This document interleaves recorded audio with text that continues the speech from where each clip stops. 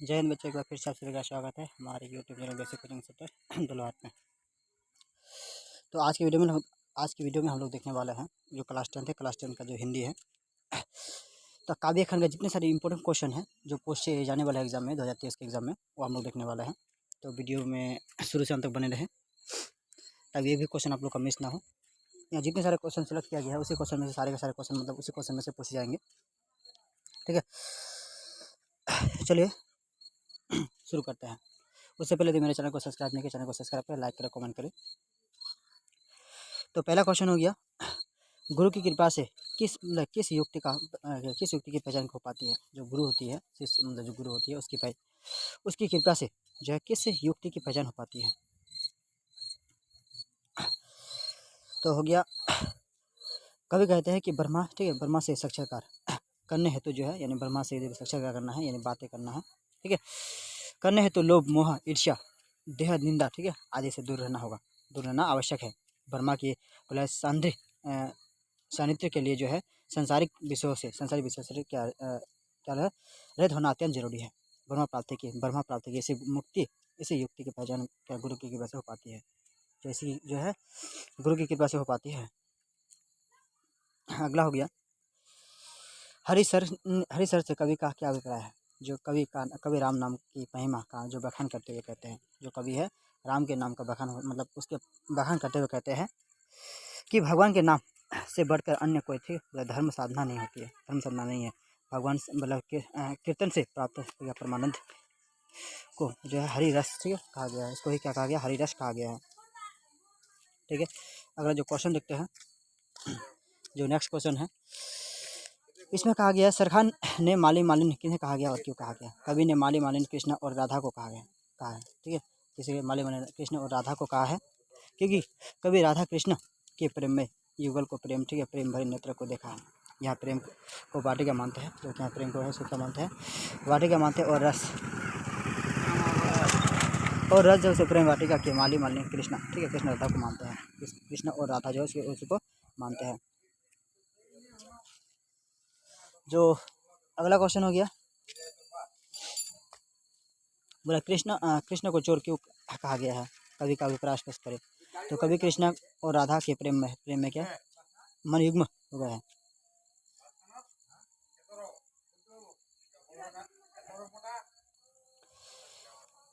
चलिए अगला क्वेश्चन हो गया, कृष्ण को चोर क्यों कहा गया है, कवि का अभिप्राय स्पष्ट करें।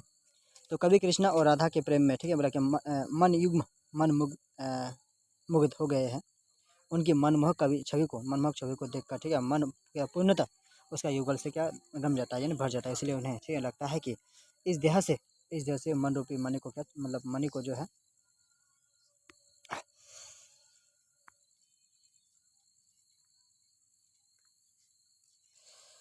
मणि को जो कृष्ण ने चुरा लिया है। हाँ दिल। अगला क्वेश्चन हो गया, कवि कहाँ अपने जो है आंसुओं को पहुँचाना चाहता है और क्यों। जो है कवि अपनी जो है क्या प्रेसी सुजान के लिए, यानी सुजान के लिए विरह वेदना को प्रकट करते हुए, ठीक है, बादल से अपने मतलब प्रेम आंसुओं को पहुँचाने के लिए कहता है। वो अपने, ठीक है, आंसुओं को सुजान के आंगन में पहुँचाना चाहते हैं। कहाँ, सुजान के आंगन में पहुँचाना चाहता है, क्योंकि यह उसकी याद में क्या रहा व्यथित, ठीक है, और यह अपनी जो है क्या व्यथा के आंसुओं को क्या है प्रेसी को, ठीक है, प्रेसी को प्रेसी को कहता है भीमो देना चाहता है। अगला जो क्वेश्चन है, बोला कवि समाज के किस वर्ग की आलोचना करता है और क्यों। जो कवि है किस वर्ग का, यानी किस समाज वर्ग का मतलब क्या आलोचना करता है और क्यों करता है। उत्तर भारत में एक ऐसा, ठीक है, ऐसा समाज स्थापित हो गया है जो अंग्रेजी, ठीक है, अंग्रेजी बोलने में क्या होता है शान, ठीक है, शान की बात समझता है। अंग्रेजी रहन सहन, विदेशी ठाट बाट, विदेशी बोलचाल को क्या बोला है अपना क्या विकास मानते हैं। क्या करता है अपना जो क्या मतलब अपने आप को सोचता है कि हम बहुत विकास कर लिया, बहुत डेवलप कर चुके हैं। अगला कवि समाज के किस वर्ग की आलोचना बात करता है और क्यों करता है। तो ये हम लोग हो चुका है इसका, ठीक है। नेक्स्ट क्वेश्चन देखते हैं। अब जो क्वेश्चन है, नेताओं के बारे में कवि, ठीक है, प्रेम घन की क्या राय है। तो आज के, ठीक है, आज देश के नेता जो है देश के, ठीक है, मार्गदर्शक भी बोला है। विदेशी वेशभूषा बोलचाल से परहेज करने लगे हैं। अपने देश की सभ्यता संस्कृति को बढ़ावा देने के बजाय क्या होता है सभ्यता के मतलब स्वयं से प्रभावित हो जाते हैं। मतलब अपना देश की जो संस्कृति है उसको बढ़ावा नहीं देता, बल्कि क्या था वो उसी जो संस्कृति में या जो विदेशी संस्कृति होता है, कल्चर होता है, उसमें क्या होता है, वो भी स्वयं क्या होता है, मतलब प्रभावित हो जाती है। अगला क्वेश्चन हो गया, बोला कवि कवि को भारत में भारतीयता क्यों नहीं दिखाई पड़ते हैं। कवि को भारत में स्पष्ट दिखाई पड़ता है कि यहाँ के लोग जो है विदेशी रंगों में रंग में रंगे, ठीक है, खान पान बोल चाल ठाट बाट जो है, अर्थात जो संपूर्ण मानवीय क्रियाकलाप में क्या हो रहा है, अंग्रेजता दिखाई पड़ते हैं, यानी अंग्रेजता है। अतः कवि कहते हैं कि भारत में भारतीयता नहीं दिखाई पड़ते, बल्कि क्या दिखाई पड़ते हैं, अंग्रेजी दिखाई पड़ते हैं। अगला क्वेश्चन हो गया, स्वदेशी कविता के शीर्षक की सार्थकता स्पष्ट करें। प्रस्तुत पद में विदेशी भावना को जागृत करने का पूर्ण प्रयास किया गया है। उसमें मतलब मात्र प्रयास, ठीक है, स्वदेशी भाव के प्रति जो है क्या रुझान, ठीक है, उत्पन्न करने हेतु प्रेरित किया गया है। अतः स्वदेशी शीर्षक, ठीक है, मतलब पूर्णतः सार्थक है। स्वदेशी शीर्षक पूरी तरह से क्या सार्थक है। भारत माता अपने ही घर में, ठीक है, प्रवासिनी क्यों बनी हुई है। भारत को अंग्रेजी ने गुलामी की जंजीर में क्या उलझ कर रखा है। परतंत्र में क्या कि बेरी में जकरी, ठीक है, जकरी काल में क्या कुचक में फंसी क्या है, विवश। भारत माता चुपचाप, ठीक है, अपने पुत्र पर किए गए अत्याचार को देख रही है। इसीलिए कवि ने क्या परतंत्रा को दर्शाते हुए, ठीक है, मतलब मुख्य जो किया गया है कि भारत माता अपने घर में क्या प्रवासिनी बनी हुई है। जो भारत माता अपने घर में क्या बनी हुई है, प्रवासिनी बनी हुई है। स्वदेशी कविता का मूल भाव क्या है। जो स्वदेशी कविता उसका मूल भाव क्या है, ठीक है, सारांश में लिखिए। तो स्वदेशी कविता का मूल भाव है कि भारत के लोगों से स्वदेशी मतलब क्या भावना लुप्त हो गई है। विदेश भाषा जो है, रीति रिवाज से हमें इतना स्नेह हो गया है कि भारतीय लोगों का जो है क्या रुझान स्वदेशी के प्रति जो बिल्कुल नहीं है। सभी और, ठीक है, सभी और मात्र अंग्रेजी बोलना चाहते, ठीक है, अंग्रेजी का ही क्या है, सभी और, यानी हर जगह में सब क्या है, जो अंग्रेजी है उसका ही बोलबाला है। अगला क्वेश्चन हो गया, कवि की दृष्टि में आज के देवता कौन है और वे कहाँ मिलेंगे। तो कवि ने भारतीय प्रजा जो खून पसीना बहाकर देश हित का कार्य करती है, क्या होता है, देश हित का कार्य करती है, जिनके बल पर जो है देश में सुख संपदा स्थापित होता है। किसान मजदूर जो स्वयं आहुति होकर देश को सुखी बनाते हैं, जो आज का देवता, ठीक है, उसे हम लोग क्या कहते हैं, उसी को हम लोग क्या कहते हैं, आज के देवता कहते हैं। यानी क्या कवि ने उसी को क्या कहता है, आज का देवता कहा है। नेक्स्ट जो क्वेश्चन है बहुत ही महत्वपूर्ण क्वेश्चन है। क्वेश्चन में कहा गया है, छाया, ठीक है, जो छाया दिशाहीन सब और क्यों बहती, ठीक है, क्यों और पड़ रही है, स्पष्ट करें।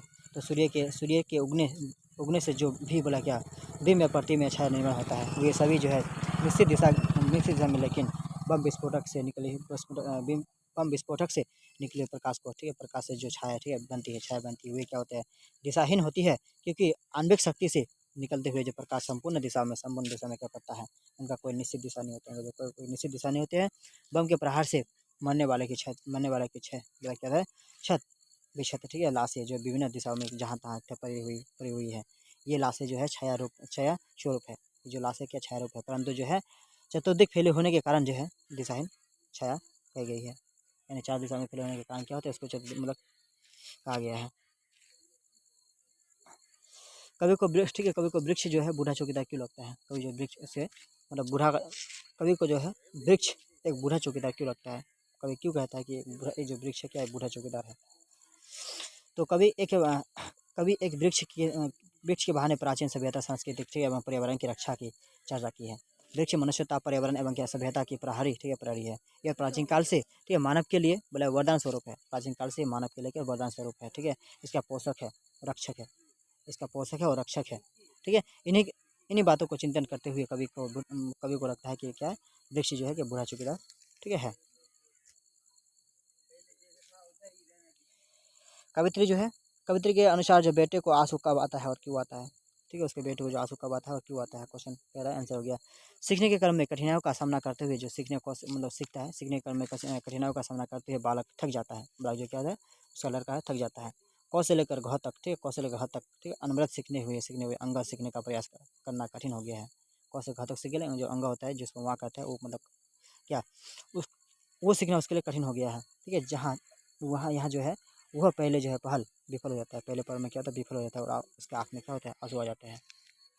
यानी कवि के जो है कविता के आंखों में, उसके बेटे की आंखों में आंसू आ जाते हैं। कविता में क का, ठीक है, क का क्या विवरण स्पष्ट कीजिए। प्रस्तुत कविता में कवित्री छोटे बालक द्वारा जो है क्या प्रारंभिक अक्षर बोध को प्रारंभिक अक्षर बोध को केवल साकार रूप में चित्रित करते हुए कहती है कि क को लिखने के अभ्यास पुस्तिका का जो है क्या चौखट यानी जो उसका लाइन होता है उसका चौखट कम पड़ जाता है, छोटा पड़ जाता है। पाठक्रम इसी प्रकार आरंभ में क्या फिसलना भरा होता है, इसी प्रकार क्या फिसलना भरा होता है। नेक्स्ट हो गया, बेटे के लिए ठीक अंग क्या है और क्यों है। बेटे के लिए अंग जो है उनको गोद में, ठीक है, गोद में लेकर बैठने वाली माँ है।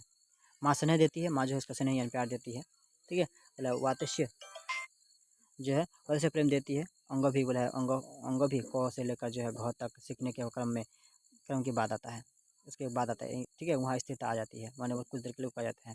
साधना क्रम रुक जाता है, जो साधना क्रम होता है रुक जाता है। ठीक उसी प्रकार जो है जिस प्रकार क्या कर्मता बालक माँ की गोद में क्या स्थिर हो जाता है।